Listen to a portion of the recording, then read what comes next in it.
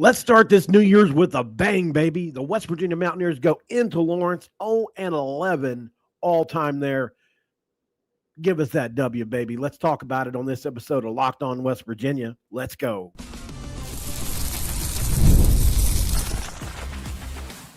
You are Locked On West Virginia, your daily podcast on the West Virginia Mountaineers, part of the Locked On Podcast Network, your team every day.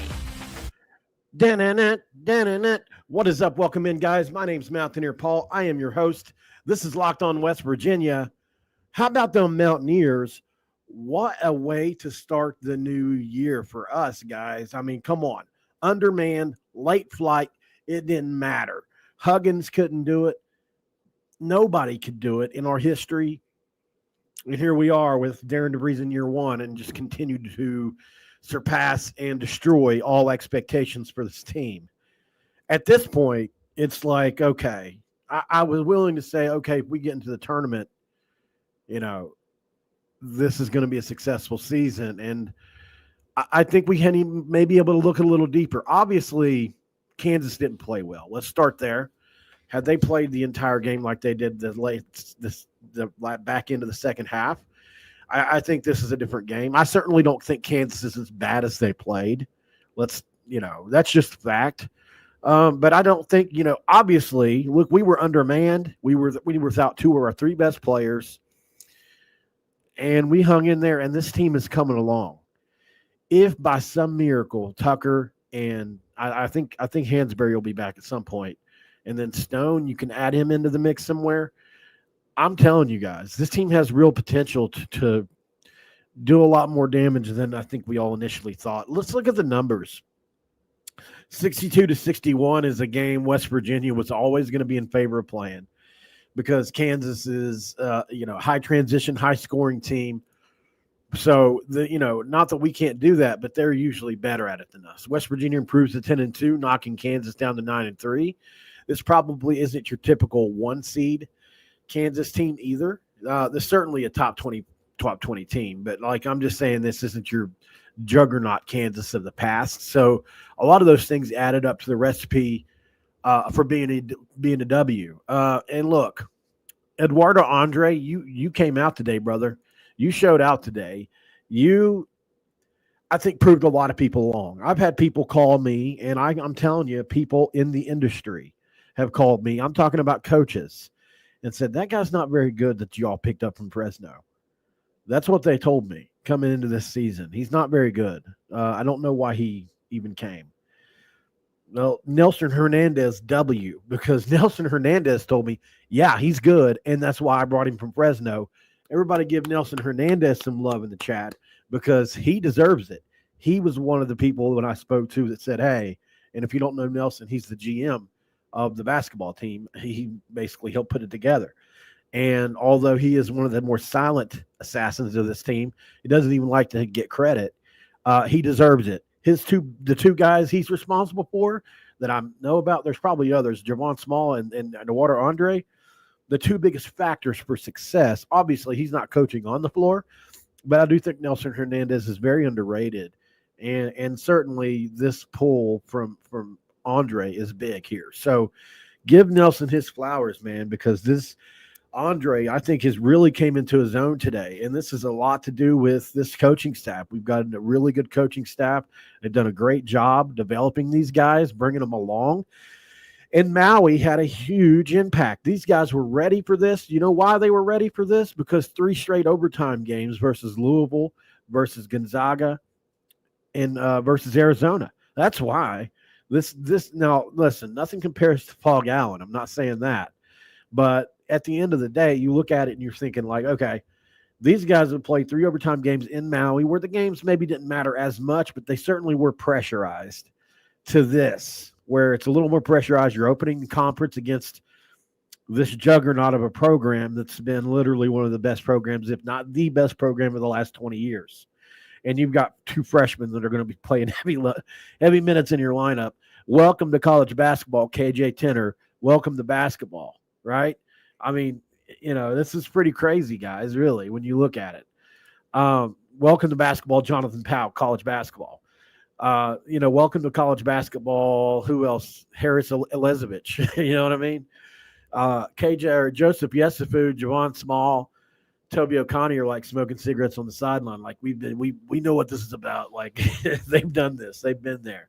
So looking at the stats, first of all, West Virginia shot it well. 43% from the field. You'll take it. It wasn't a dominant shooting performance in the first half. It was really good. 6 3-pointers out of 20.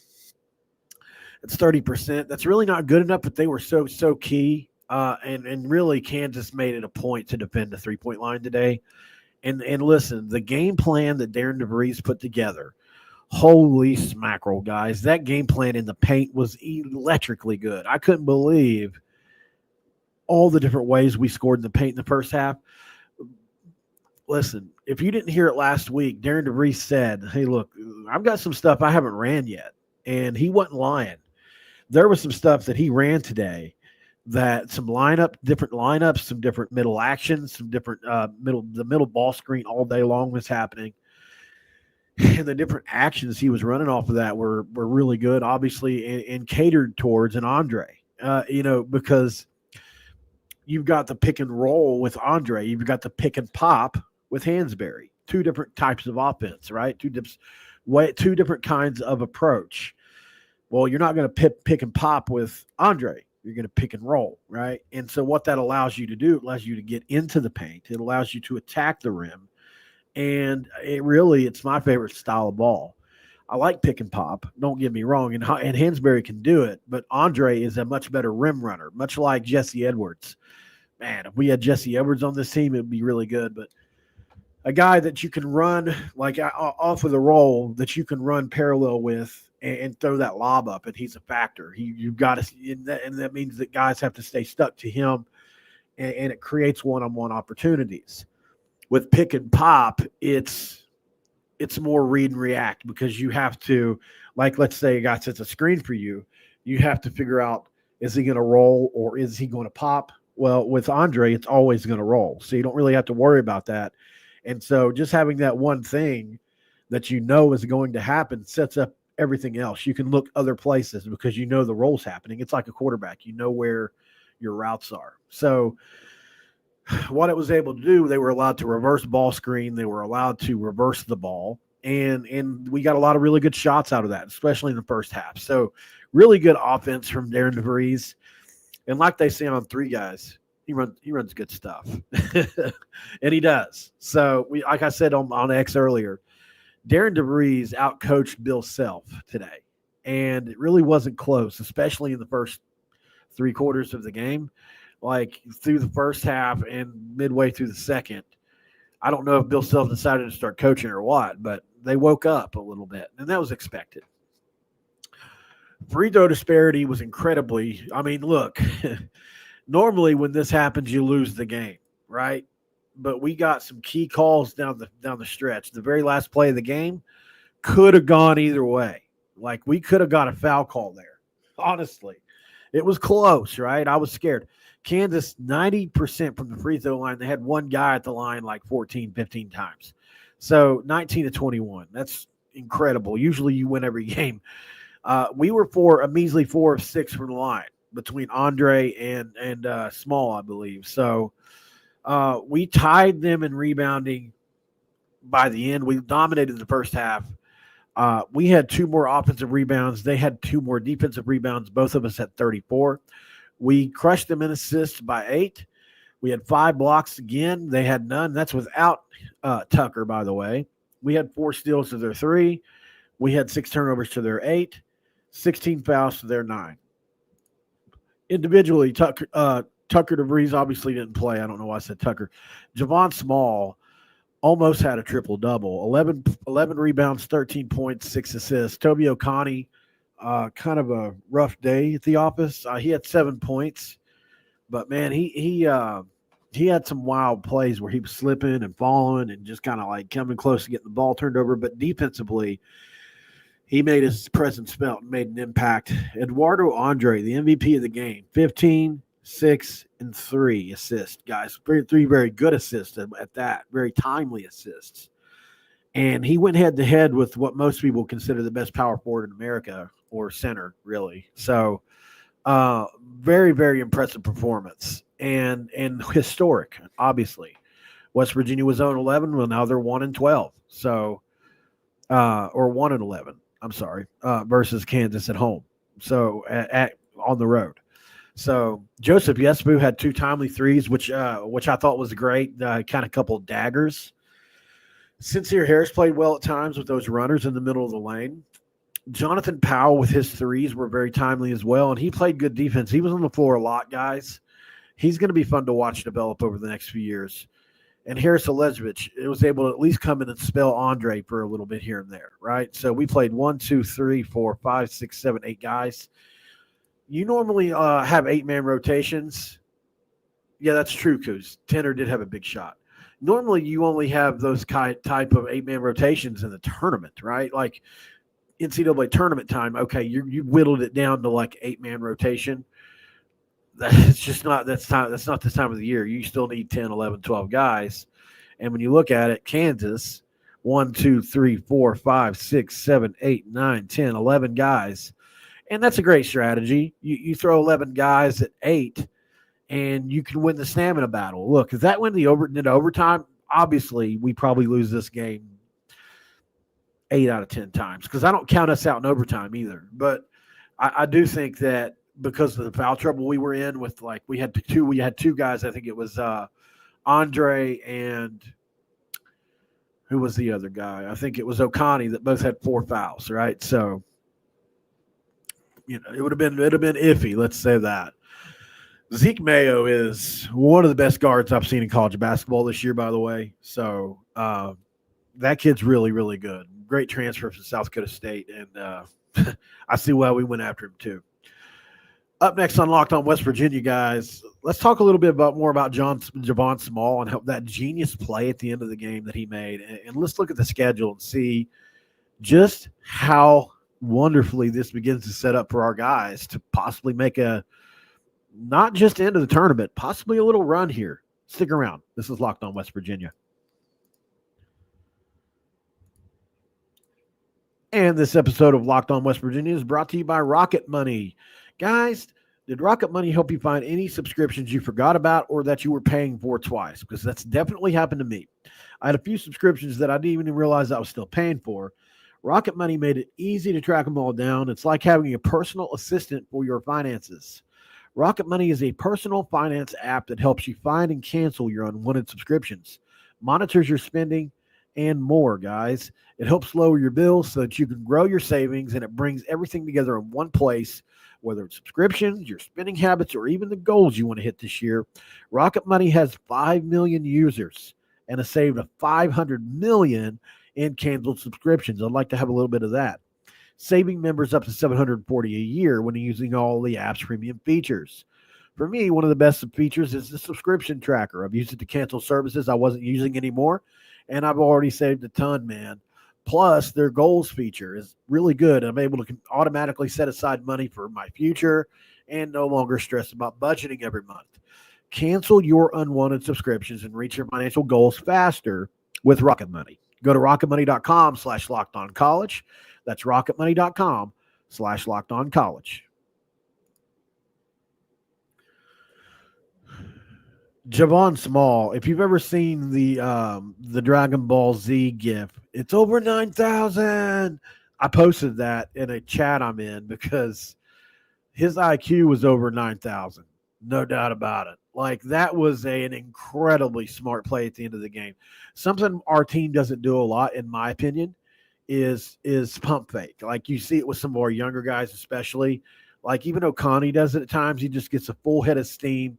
And if you would just slow down a little bit and pump fake and just like Javon Small plays under such control. He plays under such poise. He's seen so much college basketball. No situation's too big for him. One of the only times I've ever seen him rattled was in this game, and that was at the end of the game, right when we had to call timeout on the inbounds play. Like, everybody was rattled for a second there. Yeah, Jada K, I do have a do right here to celebrate with, actually. Thanks for reminding me. I need to get a sponsor from them, don't I? So yeah, absolutely. I love what Javon Small is doing right now, and that move at the end of the game, like it was very. Somebody in the chat I'm in said it was like Dwayne Wade. It was the perfect comparison.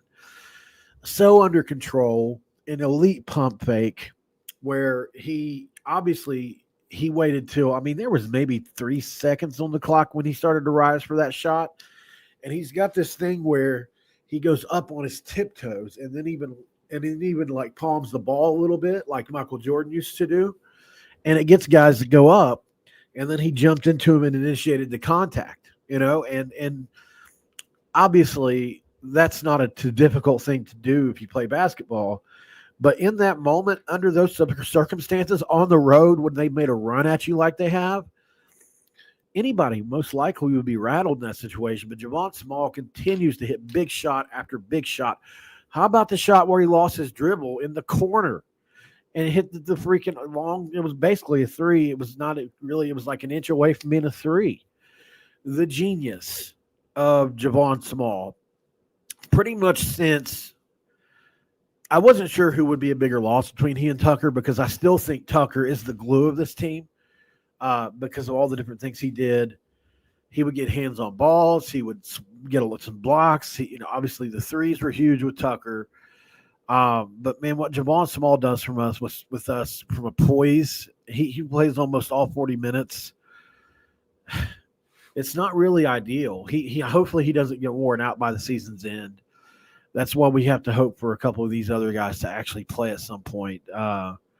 Because it's one thing I worry about for this team, but for sure, is the end of the year, right? Like it's a definitely thing. Like that's why you see guys in the NBA what they call load manage, is because it's kind of like in football. Over the course of a season, you wear tread off the tires. It's very similar to that in basketball. You lose tread on your tires as the season goes on, and it's just physical things add up. Little bumps, like Andre hit his shoulder tonight off of the padding, but it kind of extended it back a little bit, and you saw him working on that. That'll probably hurt for a few days. Different things like that just kind of add up over a season. So love to see my buddy Zach Bulwark in the chat. I don't normally call people out in the chat, but Zach and I have a very long past history together, and I love seeing him around, man. I don't see him around in here enough. So thanks for being here, Zach. Thanks for being here, Kuz, as well. I see you in here. Make sure you check him out on Kuz's Corner, guys. So I'm really proud of this team, guys. I think this was a excellent display of toughness and just will to win. This team has it. It really does. Bob Huggins would drool over this team, the toughness of this team. I'm sure he does drool over this team. I mean, I know he was trying to get the Miami job, but I mean, he has to look at this team and think, look, if there was one guy that has replaced Bob Huggins well, it's this guy, Darian Devries, who, to me, I think before it's all said and done, I'll make the prediction now. I've seen enough. And maybe people will tell me I'm overreacting. Maybe people will tell me there's not enough evidence yet. I have seen enough. Yes, I have met his family and know them a little bit. So maybe I'm biased because of that. But I think Darian Devries could end up being a Bill Self. I do. I think he ended up being that type of coach. I really do. If we can keep him at West Virginia, which is going to be a tall task because it's only going to be – it may not even get past this year before big-time programs start making serious runs at him. And I think if I am West Virginia right now, I think you have to already start gearing up, kind of like they did with Signetti in Indiana. If I'm Rim Baker, I go ahead and I'm serious, guys. You might think I'm crazy. Maybe we need to see the season through. But I've seen enough from this guy that I want to lock him up with a major extension. I just believe in him that much personally. I do. I've seen enough. And I think, if we don't lock Darian DeVries up right now, while we can, it's going to make it really, really hard for us to keep him possibly. I know he stays in one place for a long time. I know that. We have that. But there could be, if he's so successful, there could be a situation to where like he would be up for jobs like North Carolina. Like, I'm serious, guys. Like, he's going to win to the point to where he's going to be looked at as a premier coach at a young age in the sport. And I just think that what they've done with Signetti in Indiana, lock this guy up with a huge buyout and make it harder, so at least that you benefit somehow if he does go. I believe he'll stick around as long as he thinks he can win here. But it's something I think about a lot. I do. Ever since I've seen this, how he operates and how our teams play, it blows my mind, guys. Like, this guy's getting something out of this roster. You shouldn't be able to get out of this roster. Like, our roster last year, like what we put on the floor today is comparable to what we had last year, because of the injuries, right? Obviously, if Tucker and Hansberry and all those guys are playing, it's not close. But, like, we only had 8 guys to play with today. It's similar to what we had Jesse Edwards last year, guys. Like, we had really good players last year too. We just didn't have the coaches to deal with it. If you put Darian Devries on last year's team, I promise you they win 17 or 18 games. Easy. That's just my opinion, though. Up next on Locked On West Virginia, guys, let's put a bow on this and talk about the new year. We'll look at some schedule and see what the Mountaineers have coming up. Can they make a big run? I think so. Stick around. This is Locked On West Virginia.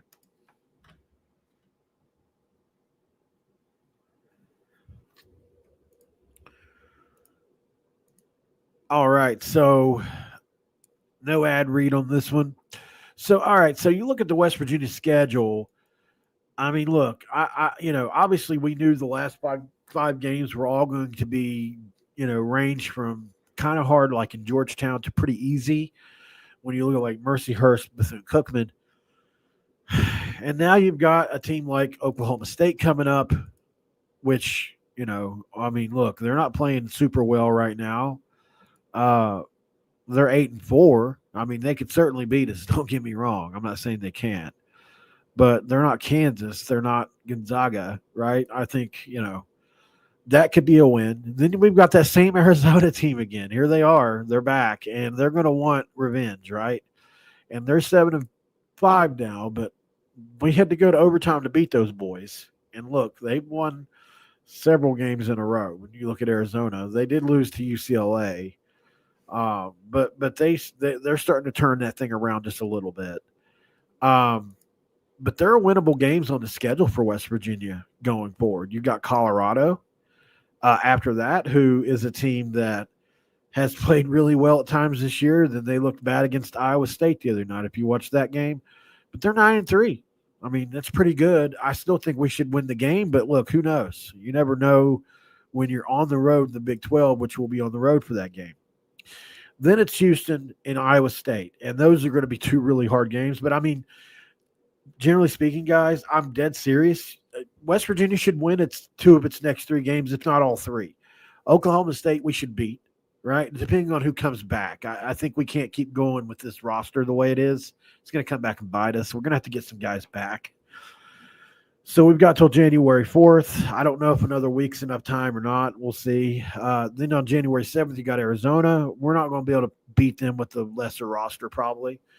And then Colorado. But if we can get some guys back, I think we've figured out enough with this roster to be successful without Tucker, even though I don't want to be. Trust me, I don't want to be, and I think we're way better with him. But I think there is a path to success and great success, which I didn't think was possible. I did not think it was possible when Tucker went out and when it looks like maybe he may not come back.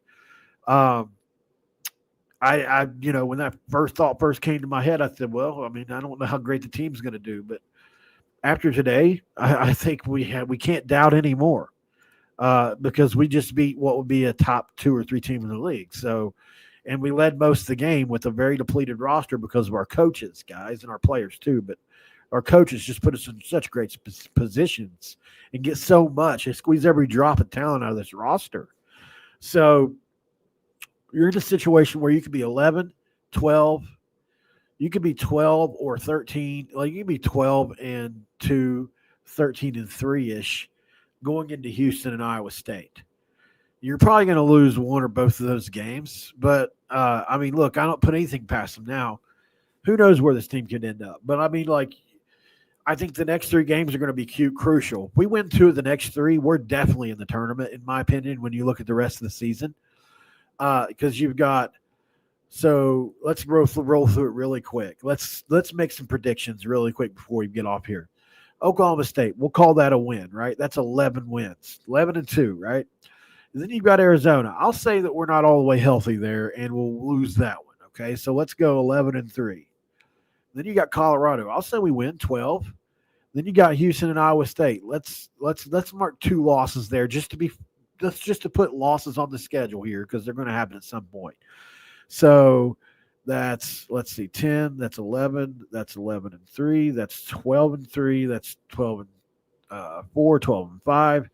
So then you get to the Arizona State, Kansas State portion of the schedule. I think those could be 2 wins, right? And it's probably not going to happen just like this, but I'm just trying to figure out where I generally think our record could end up. So 13, 14, and 5. And then you're talking about probably 14-7, right around there after Houston and Cincinnati. And then you got TCU, Utah, BYU. 3-game stretch I think we can win. So let's be 17, 18, 19, 20. I mean, look, if you look at it, by the end, I'm saying just going through it quickly because you guys don't want to hear me go through every game. I think we could get to that 20-21 win range. Like now that we've won this game, because I didn't expect that, right? I didn't expect it. So while BYU's good, certainly like there are some good teams on the schedule, but I think we're just as good as they are and can win those games. So especially after tonight, right? So this is a team that can win 20 games, guys, and I didn't think that was going to happen before the year. So it's going to be fun to see how this team looks and develops for the rest of the year and who comes back and all that kind of stuff. Thanks for joining, guys. I appreciate the support. Almost 600 of you guys in here, counting on X. Keep coming back if you can. Hit that subscribe button if you're new around here. Like the video. Share the video out. I will come back with some football news later if it does break. I was expecting something. I do have a big announcement, too, on a wide receiver that just texted me and said that he would be visiting. But I haven't decided whether I want to make a show out of it or tell you guys now. You know what? Because I love you guys. But here's the thing. Here's the deal I'm going to make with you guys. There's 509 of you in here right now, right? So, and this is a big one. So if I tell you guys somebody that just texted me that they're going to visit, that means if you're not subscribed, you have to hit subscribe. And if you haven't liked the video yet, there's 500 people. It means even if you're on X, you got to come over here to X. Just mark it in your heart that you'll like the video, right? And then share it out. Just hit repost or click share and all that kind of stuff. There's only 89 likes, Matt said, after out of 509. I'm going to give you some news that's not been reported yet. So if you want to know that, you got to make me a promise in your heart really quick. Okay. All right. So I just got done talking to Yale wide receiver David Pantelis. He just told me he will be visiting West Virginia the next couple of weeks. Right there. He is, in my opinion, he's my number one skill player I wanted. So if you haven't went and watched his highlights yet, guys, it's right on his X page. He is really good. Like, he is really, really good. I love this dude. He had a great year there at Yale, and seriously, is one of my number one skill guys out there for us to get. You have to go check him out. So I don't know his 40 time off the top of my head, Jay, but he's very good. So like I said, go check him out. And everybody, tell him to come home to Morgantown. So there you go, guys. Hit that like button, hit that subscribe button. Thank you guys for being here. I appreciate you as always. Have a great night. Have a great new year. and I'll see you at the next one, guys. This episode's over. I'm out.